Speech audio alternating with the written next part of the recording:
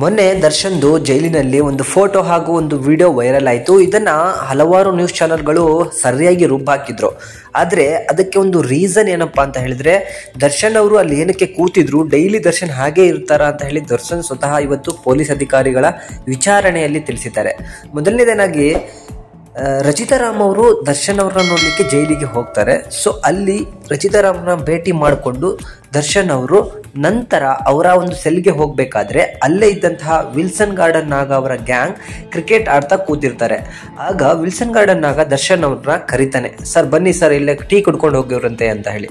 So ಆಗ ದರ್ಶನ್ ಅವರು ಅವರ ಬಳಿ ಹೋದಾಗ ಅಲ್ಲೇ ಇದ್ದಂತಹ ವಿಲ್ಸನ್ ಗಾರ್ಡನ್ ನಾಗ ಅವರ ಗ್ಯಾಂಗ್ ಅಲ್ಲಿ ಒಬ್ಬ ಸಿಗರೇಟ್ ಅನ್ನ ಕೊಡ್ತಾನೆ ದರ್ಶನ್ಗೆ. ಆಗ ಅಲ್ಲೇ ಮುಂದೆ ಇದ್ದಂತಹ ಚೇರ್ ಅನ್ನ ಎಳ್ಕೊಂಡು ದರ್ಶನ್ ಅವರು ಆ ಚೇರ್ ಮೇಲೆ ಕೂತ್ಕೊಂಡು ಒಂದು ಕಪ್ಪಲ್ಲಿ ಟೀಯನ್ನ ಕುಡ್ಕೋತಾ ಹಾಗೆ ಮುಂದೆ ಒಂದು ಸಿಗರೇಟ್ ಕೊಡ್ತಾರಲ್ವ ಅದನ್ನು ಹಚ್ಕೊಂಡು ಕೂತ್ಕೋತಾರೆ.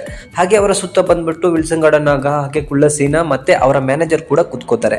ಇಷ್ಟಾದ್ಮೇಲೆ ನಂತರ ಅಲ್ಲಿ ಪಕ್ಕದಲ್ಲೇ ಕೂಡ ಕ್ರಿಕೆಟ್ ಅನ್ನ ಆಡ್ತಿರ್ತಾರೆ. ಇವರೆಲ್ಲ ಮಾತಾಡ್ಕೊಂಡು ಕ್ರಿಕೆಟ್ ಆಡೋದನ್ನ ನೋಡ್ಕೊಂಡು ಕೂತಿರ್ತಾರೆ. ಆಗ ಒಬ್ಬ ಪಕ್ಕದ ಸೆಲ್ಲಿನಿಂದ ಅಥವಾ ಪಕ್ಕದ ಬಿಲ್ಡಿಂಗಿನಿಂದ ಒಂದು ಫೋಟೋವನ್ನು ತಗೊಂಡಿದ್ದಾನೆ. ಆ ಫೋಟೋ ಯಾರು ತೆಗೆದ್ರು ಏನು ಅಂತ ನನಗೆ ಗೊತ್ತಿಲ್ಲ. ವಿಚಾರಣೆ ಸಂದರ್ಭದಲ್ಲಿ ದರ್ಶನ್ ಅವರು ಈ ತರ ಒಂದು ಸ್ಟೇಟ್ಮೆಂಟ್ ಅನ್ನ ಕೊಟ್ಟಿದ್ದಾರೆ.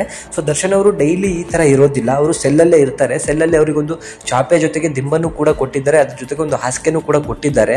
ಅದಷ್ಟೇ ಅಲ್ಲದೆ ದರ್ಶನ್ ಅವರು ಒಳಗಡೆ ಸಿಗರೇಟ್ ಅನ್ನು ಕೂಡ ಸೇರ್ತಾರೆ. ಬರೀ ಸಿಗರೇಟ್ ದರ್ಶನ್ ಒಬ್ಬರೇ ಸೇದೋದಿಲ್ಲ, ಎಲ್ಲ ಖೈದಿಗಳು ಅಲ್ಲಿ ಅವಕಾಶ ಇದೆ ಸೇರ್ತಾರೆ.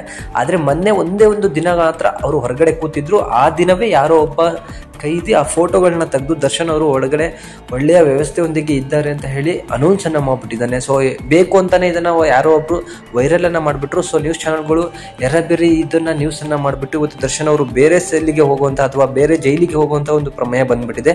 ಸೊ ದರ್ಶನ್ ಅವರು ಇವತ್ತು ಬಳ್ಳಾರಿ ಜೈಲಿಗೆ ಶಿಫ್ಟ್ ಆಗ್ತಾ ಇದ್ದಾರೆ. ಇಲ್ಲ ನಾಳೆ ಅವರು ಕೋರ್ಟಿನ ಮುಂದೆ ಹಾಜರಾಗಬೇಕಾಗಿದೆ. ಸೊ ಮತ್ತೆ ವಿಸ್ತರಣೆ ಮಾಡುವಂತಹ ಚಾನ್ಸಸ್ ಇದೆ. 14 ದಿನಗಳ ಕಾಲ ಇವರನ್ನ ಜೈಲಿನಲ್ಲಿ ಇರುವಂತೆ ವಿಸ್ತರಣೆ ಮಾಡೋ ಅವಕಾಶಗಳು ಕೂಡ ಸಾಧ್ಯತೆಗಳು ಕೂಡ ಜಾಸ್ತಿ ಆಗಿದೆ ಅಂತ ಹೇಳಲಾಗ್ತಿದೆ.